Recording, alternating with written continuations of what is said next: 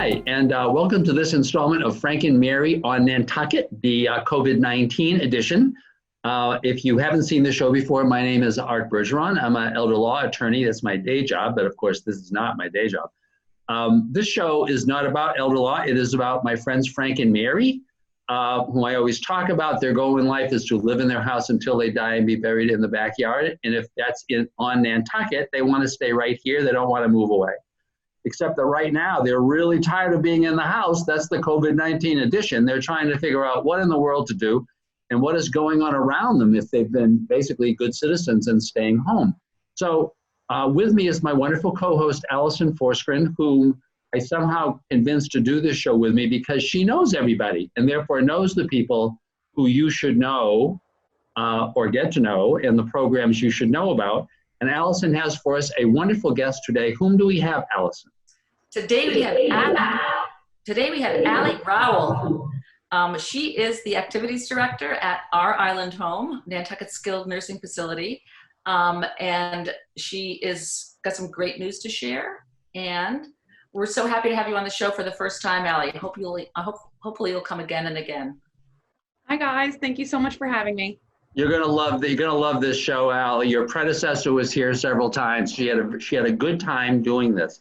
So you haven't been on before, so I'm just going to ask what I always get to ask, which is how did you get here exactly? Because most people or many people in Nantucket are from someplace else, but then sometimes folks are from here. So how did you end up here, and why are you still here?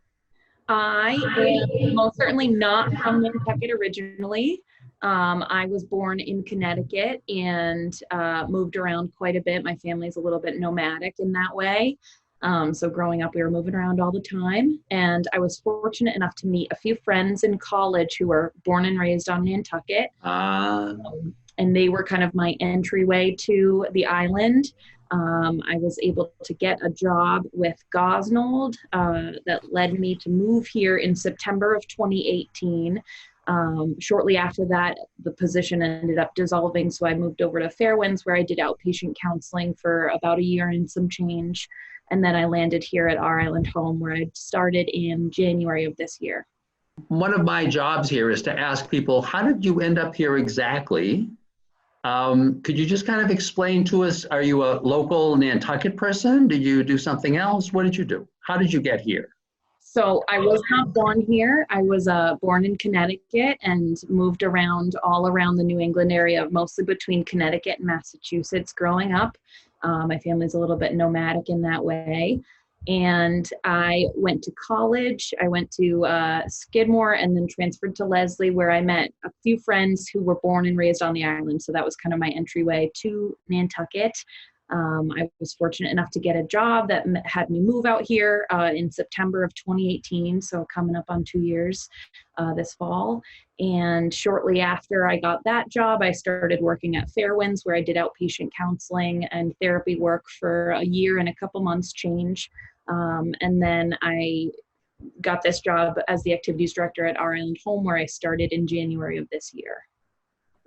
So it sounds like you've gone native. It sounds like you're kind of like here to stay at this point. I'm very much here hoping to stay as long as life allows me to. I'm a little bit of a drifter in that sense. I guess I get that from my family, but I kind of move where life takes me. But I'm very, very happy where I am now, and I don't have any plans to move anytime soon. Thank you. So arriving here starting at Our Island Home in January of 2020 was quite a giant step in your career because of COVID-19. I mean, how do you tell us about what that's like? It's hard to summarize the whole. I've just passed my 4-month mark here. And the entire 4 months has been, every single day has looked drastically different from the days before it. I kind of was able to orient myself within the first month and a half here, got accustomed to the way that day-to-day life works around here, got used to the activity schedule and all that this job encompasses. Shortly after that kind of month and a half period, we had our state survey, which was a very intensive week. And then the week following, we started our COVID prep. So it has been a roller coaster, to say the least. A whirlwind kind of summarizes it well in a word. But it has been rapidly moving, fast changing, and just kind of nonstop updates all the time. So I never quite know what I'm going to walk into when I come in the morning. So Allison had started off the show by saying that you were coming here with some news regarding how things are going there. You want to, in terms of dealing with COVID-19 and all of that stuff. Yes.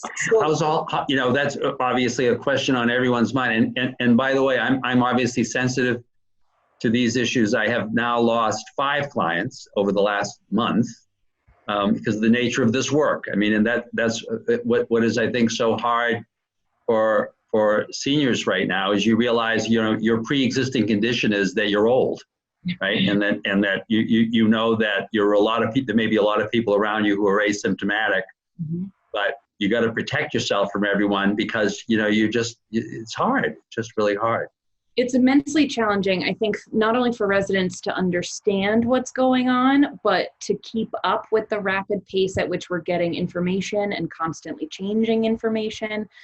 Everything's evolving so rapidly with this situation that it's been challenging to help everyone kind of even conceptualize what is this, what is going on, and how does it directly impact us. So that has been kind of an ongoing effort from the start, is really just spending that quality one-on-one time offering education and offering support. I can never fully expect anyone to fully come to terms with this because I think that's a hard ask of anyone, whether you're an elder or someone younger, whether you're in a facility such as this or outside. I mean, this is an unprecedented situation, so it's hard to wrap your head around. I think that's been one of the major challenges that we've faced, is just how are we communicating with our residents in a way that is palatable for them and a way that they can understand as best they can, and then how do we communicate the updates as they kind of come day by day. Yes. Allison? Well, I think that one thing that that gave me great peace was learning that nobody at our island home, staff or residents, are infected. And after the news that's on every night about, how awful it has been for many in the long-term care situation, tell us a little bit about how that week went down, the week of testing. So that was a part of, there was kind of this pilot mobile testing program run by the Baker administration, the governor of Massachusetts. And he set up so that any nursing homes that were a part of this program would get a one-time only test to just assess where are we at right now, what is our baseline as of this date. The issue with one-time testing is it really does only give you a picture of that exact day that you're tested. So that is a tough thing to grapple with. I think it gives us a lot of good information, but it does not say that ongoing we have no one. We're keeping our fingers crossed that all the precautionary efforts we're taking and all the extreme lengths we've gone to keep our residents as safe and sound as possible are continuing to work in the way that they have been. But that one-time test did occur. I think that was 2 Fridays ago now. And we got our results the week following that everyone came back negative. We had all residents and all staff tested. And it was truly miraculous to hear that everyone was negative. No asymptomatic carriers in the building at that time. Unbelievable. Such a sweet, relieving moment. We were all so happy. You and the staff who are there every day. I mean, it's a 24-hour. Yeah. Being, it is a huge, the scope is huge, and you must have been so proud that, or relieved, or I think it was a mixture. It was a roller coaster of emotions. We had residents with kind of the joyful tears in their eyes saying my prayers were answered. We're all negative. That's what I was hoping for. And that type of moment is just, you can't really put to words what a moment like that does for you. It touches your heart so powerfully. And it's really, this is the joy of the work is the residents. It really is. Coming in, seeing their faces every day, being able to spend that quality time with them every day is what I enjoy most about what I do. And so to hear them feel so happy that they've been safeguarded and everyone came back negative was just such a powerful day. I just remember staff had tears in their eyes, residents had tears in their eyes, and we were all just super, super grateful and happy. And I think that goes to show that us closing our doors to visitors early, taking all those extra precautionary efforts that raised questions in the beginning. Why are you guys going to such extreme lengths? It was to safeguard the residents. Everything is to safeguard the residents. So we were really happy that it paid off. And we're staying very hopeful that that will remain the case. So Al, can I ask one of your challenges is that you're the activities director, right? You're kind of like the social director, and now you're on the cruise ship, right? But like nobody else can come on, right? So, yeah. and as you say, it is 24-hour. You're the activities director for people who are there all the time, right? So how does that work? You know, because that's going to be a challenge in and of itself. I mean, that's certainly. I bet you haven't been in this kind of intensity of situation before. No, I would say the intensity of this situation is not one that I've encountered before in my line of work so far. It's a blessing in a lot of ways to be able to be this kind of, the way I view my position is not, and this isn't at all to give myself credit, but anyone in this type of position is you really have to be like a ray of light for the residents. No matter how scared or overwhelmed you personally feel, your job is to keep everyone engaged, interacting, and connected with one another. With their loved ones outside of here, and providing them with a bit of hope. So I'm very mindful of the fact that I need to check my own stuff at the door, come in with that fresh perspective, and really it's an all hands on deck situation, but I'd like to say that it's really just my hands and our activities assistant's hands. He's been excellent. The assistant has been excellent in providing that auxiliary support, but it has been a little bit of a one-woman show in some regards. So that's been challenging, but it's a challenge that I welcome. It's the very, very least that I could do for these residents in a time where they're so overwhelmed and they're having just so many emotions about what's going on. It is the least I could do. So I'm happy to face the challenge head on. And so compare a day prior to the March 5th, which I believe this was the day that you closed. I mean, you know, traditionally about how many volunteers and family members come through the door on a daily basis? Such a good question. I would say on average, I mean, this place is a hub. I can't express that enough. And this was information that was new to me upon arriving to the job as someone new to this kind of field of work and this setting, is just how much of a hub this place is. There is so much activity going on, or I should say there was so much activity going on prior to all the COVID precautions put into place. In an average day, I would say we would have at least, I want to ballpark 15 to 20 volunteers, visitors, family members, loved ones, anyone stopping by, and that number drastically increases. It varies, but we would see at least 15 to 20 people in the door at least on an average day prior to this. And our days would be filled with activities such as children's storytime group with Susan Richards over at the community school, our floral arranging group where we would have our volunteers come in, some specialized services, we would have those folks come in and working with people one-on-one. So all of that has really drastically decreased. It's really, it's myself and it's our activities assistant. And fortunately, our whole team of staff here has been excellent in stepping up to the case. They've taken it on. They've taken on the challenge head on, and I do get help whenever I need it. I'm quick to call out and ask for an extra set of hands, and anyone who's available does help. So I don't mean to say that it's a one-woman show in that it's entirely myself, but just in terms of how drastically our visitors and extra sets of hands has decreased. It's pretty stark. It's intense. Tell us about Mother's Day plans. I know that, you know, traditionally we Friends of Our Island Home pins corsages on, and there are little lunches at the end of every hallway, but that is not going to happen this year. No, but it is. something always does. Yes. What's happening? So we are planning a lot of one-on-one. We've really shifted all activities to the virtual realm as well as one-on-one and independent type work. So if residents are able to kind of engage themselves independently, if it's a craft, if it's any kind of like making, we have a lot of creators here. So people who can be engaged independently are, but it's really, we've shifted our focus mostly to one-on-one type work. So we will have our assistant is in covering activities that day.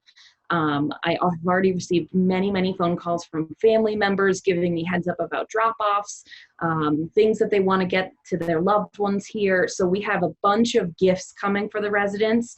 We're hoping also to have some fresh pastries for them to enjoy.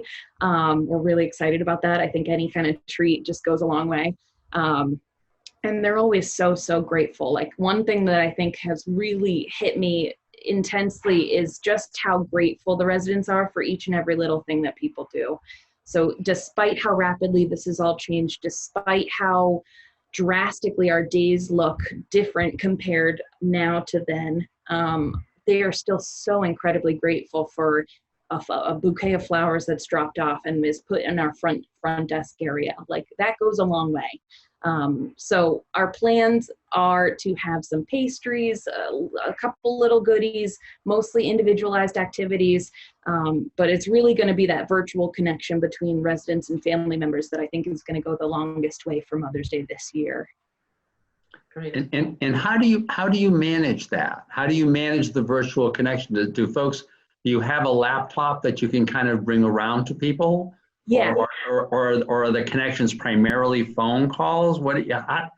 How are you doing that? We've gotten very creative in that department. I had to do a lot of configuring with our laptops and the tech that we have available to see what would be feasible for us. We do have 2 Chromebooks right now that are working nonstop every day. We're doing video chats, Zoom meetings between residents and family members, and that seems to be going pretty well. I have all of those loved ones reaching out to me via email or via Facebook to coordinate something like that. We also have a lot of phone calls. We have our resident phone line. That phone is always ringing off the hook.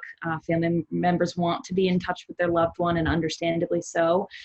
So we're getting a lot of calls there. We also have residents that have personal phones in their rooms. And we have actually, I should give a special shout out. We have a resident email account where we've called upon community members and loved ones to send in photos, stories, letters, just about anything. Anything that's going to provide a little bit of hope or a smile, anything to our residents. And you would not believe the number of letters and photographs we've received. The whole hallway outside of my office is covered. I have taken over the hallways with all those photos. So I see residents going down that hallway every day, looking up at the walls, seeing all the feedback and shout outs from the community. And that's incredible to see, just knowing how tight-knit the Nantucket community is. They really showed up for us in that way. So that's been quite incredible as well. And so are you able to do, are you able to open up on the big screen in the living room, for instance, things like, is that usable for you at this point? Prior to this week, yes. So I am able to configure the Chromebooks and get them all hooked up so that any Zoom meetings, like those Zoom meetings with the kids and with Susan Richards at the community school, that's all up on the TV. Great. Any kind of virtual concert where we would have people donating their time to play for us, that would all be up on the TV. As of this week, we've really shifted again drastically, and this is all per the Department of Public Health as well as feedback we're getting from the state. They are really intent on having group activities suspended as much as is possible and really shifting focus entirely to that one-on-one support and engagement between residents and staff. So as of this week, we haven't been doing as much of that kind of communal all up on the TV, although it's a great piece of tech to use, and I'm happy that I learned how to do it. We've really shifted again, and that speaks to how ever-changing and rapidly evolving this is. We've shifted again to that one-on-one individualized kind of focus. Wow. Wow, it really talks to just the way in which your programming has changed. And I suppose a part of it is, as you're describing this, I always contrast the Island Home in my mind to every other nursing home I go to, because I go to see, I get a lot of folks in a lot of nursing homes. Of the folks of my clients who have died over the last month, almost all were in nursing homes, right? So so I mean, I understand the statewide, kind of control on any of these kinds of group activities, but it is a shame because the Island Home seems to have it so under control, right? But that they just want to make sure, because there were so many of these giant facilities that had these huge activities rooms and stuff, and they need to be controlling for it. Yeah, I think it's one of those things where unfortunately it's the control effort, as you said.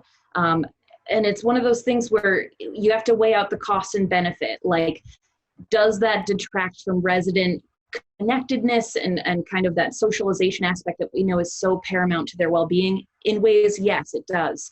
But does it safeguard us even further potentially from this running rampant in our building? Also, yes.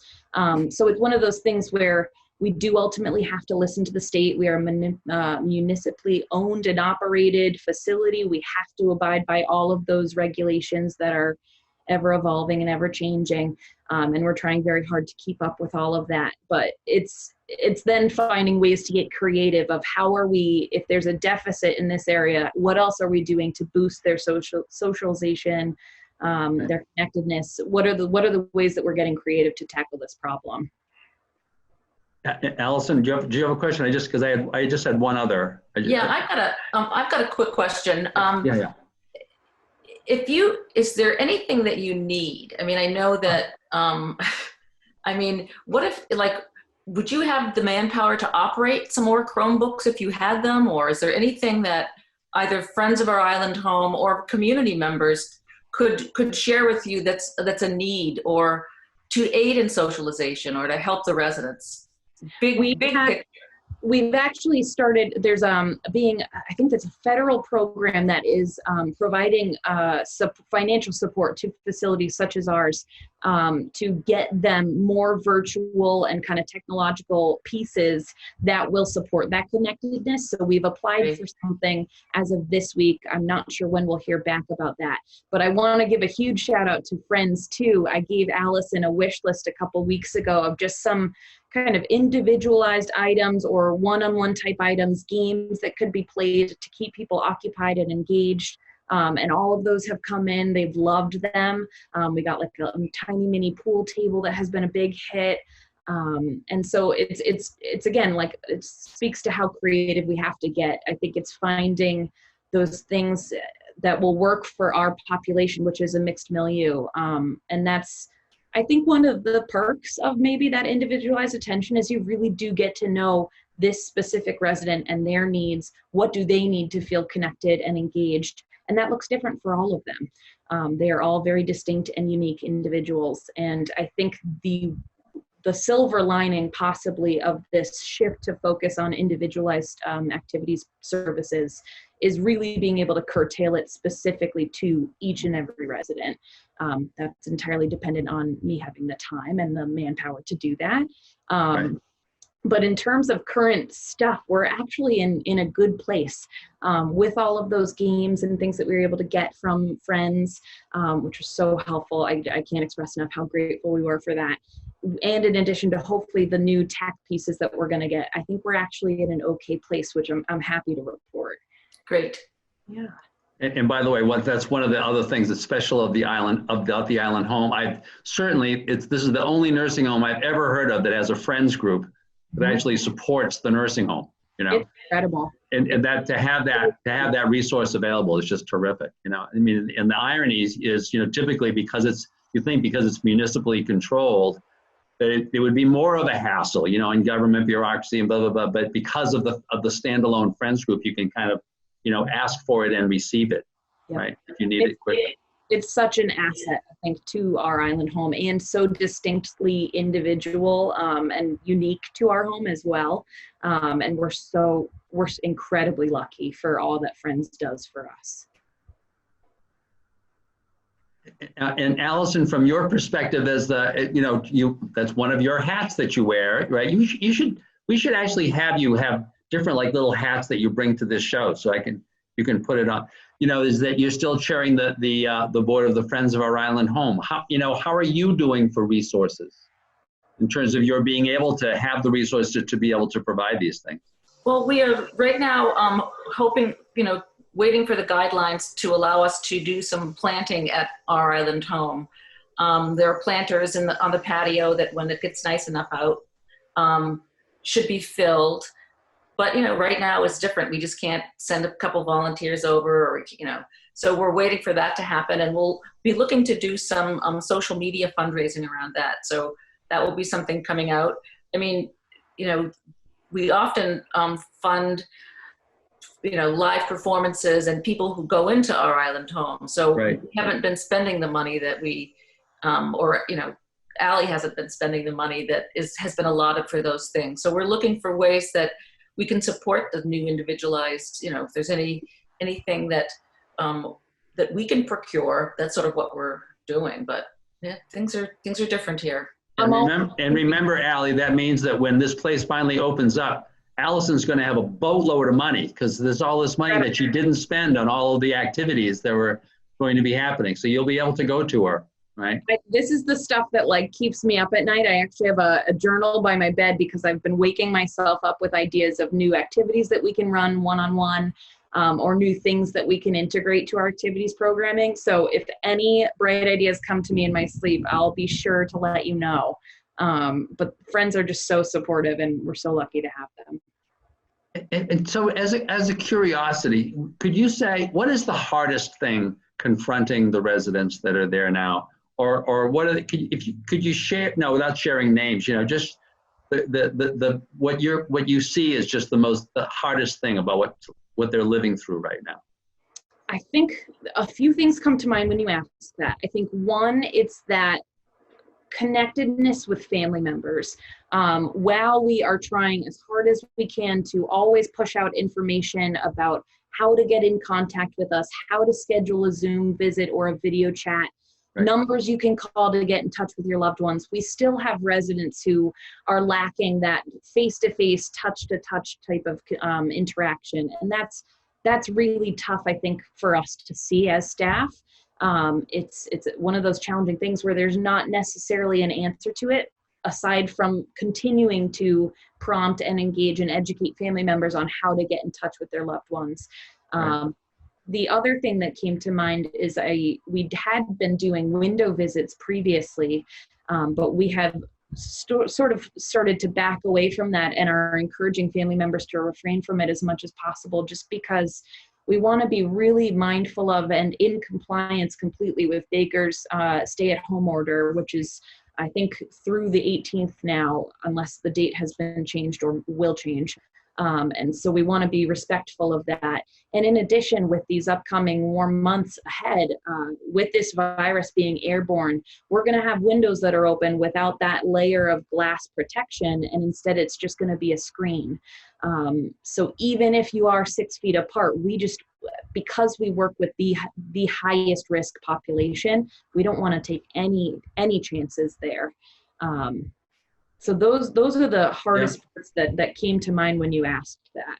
So I'm Allison, do you have a final question? I know we're getting close to we're getting close on time, but any other questions for Ally, who has been great? Thank you. Well, I'm just so thankful. I mean, it was hard to see Taylor go. Yes. Big shoes to fill, but I just can't imagine with a new administrator and a new activities director coming in at basically the same time, and all of the turmoil that sometimes surrounds Our Island Home, to just know that you're there and everyone is happy and being well cared for is just it's just a really good feeling. I think that everyone in town, people walk up to me and say, "Wow, did you hear the news?" And it's great to have that be going on. So thank you for your hard work, and maybe it'll get easier, but maybe not. I'm not sure. I'm staying ready for just about anything. I'm ready for any curveballs. Great. But I really appreciate that. You're right. Taylor's shoes were huge to fill. She was such a pivotal kind of centerpiece here. And I just remember the first couple weeks after her departure, I would hear about Taylor all the time. And it was just always, it was a little bit intimidating. Can I fill those shoes? Will my efforts suffice? And I feel as though despite all that has gone on, I think it's been as smooth as it could be with all of that in mind. And it really just, it's an incredible gift to work with these folks. Like, I feel lucky every day when I get to walk in here. Despite all the challenges, despite all the constant changes, it's a gift. So it's really my pleasure to be doing this work. Thank you. Thank you. And Ally, keep that journal up, because remember, 20, 30, 40 years from now, you're going to be telling your grandchildren about this particular year. This is going to be one of those everyone's going to remember. Keep that journal. Thank you very much, Ally. Ally, thank you very much, Allison, for once again finding us a great guest. And thank you, folks, for watching. And if you've got any other ideas, by the way, for shows, please let us know or call the folks at NCTV. And we'll look forward to seeing you on the next installment of Frank and Mary on Nantucket, the COVID-19 edition. Thank you.